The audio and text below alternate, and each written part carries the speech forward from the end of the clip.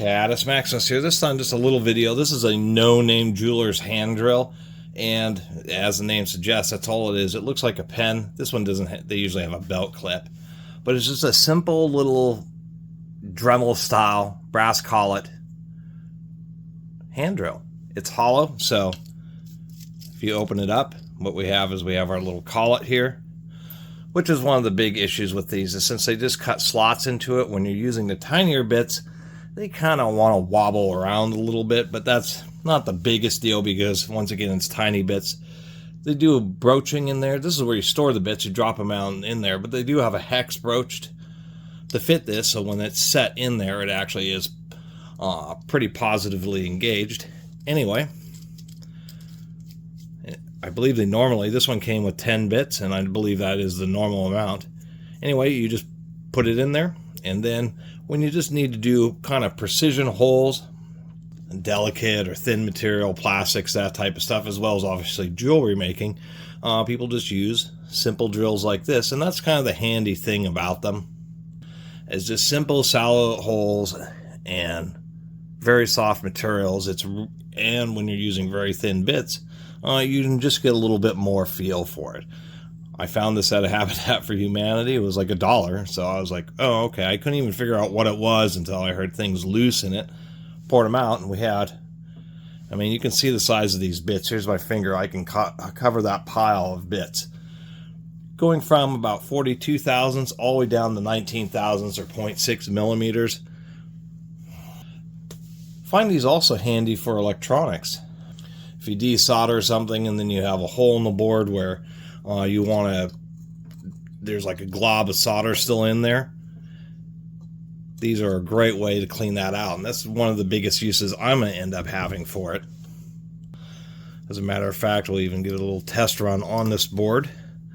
I did want to point out the ultra tiny drill. This is the tiniest drill bit I've ever seen. I have some PCB drills, so there are drill bits for drilling circuit boards, but they're solid carbide and they're made for running in special machines, and they spin at some ungodly speed, 30,000 RPM. Those get pretty tiny, but as far as regular twist drills, this one right here, absolute smallest. If we're going to take a measurement of this thing, there it is, 19 thousandths, or excuse me, half millimeter.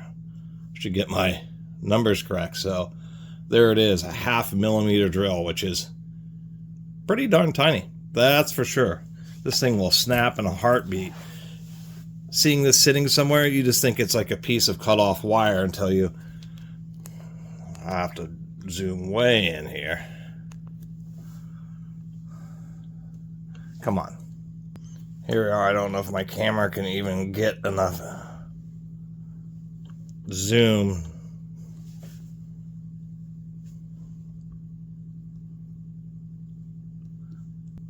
There we are. You can just make out the flutes, but man, this is one microscopic drill bit.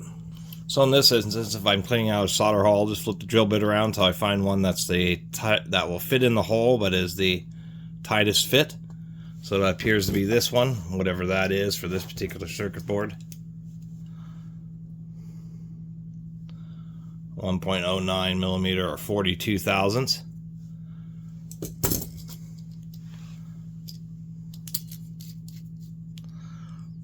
Pop that into our little hand drill here. Since it's a small bit, we really got to squeeze this down. I guess it ends up holding it reasonably well. And we'll just do this little corner hole here.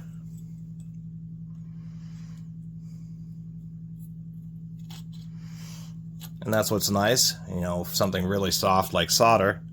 And now what I've done is cleaned out the hole. And so for me, that was like the big exciting thing about finding one of these, is both the tiny bits and the little hand driver, because that's actually something, you know, occasionally I do solder stuff, and that's always been like an issue with solder clogs a hole, and then, you know, you have to put some more solder into it and then try to wick it back out again so that it clears the hole. Or, I mean, I do have some vacuum desoldering tools. Those usually work pretty well, but it sure is nice just to have a little finger drill like this, because then those holes end up being really smooth, and it's really easy to insert whatever component you need to insert.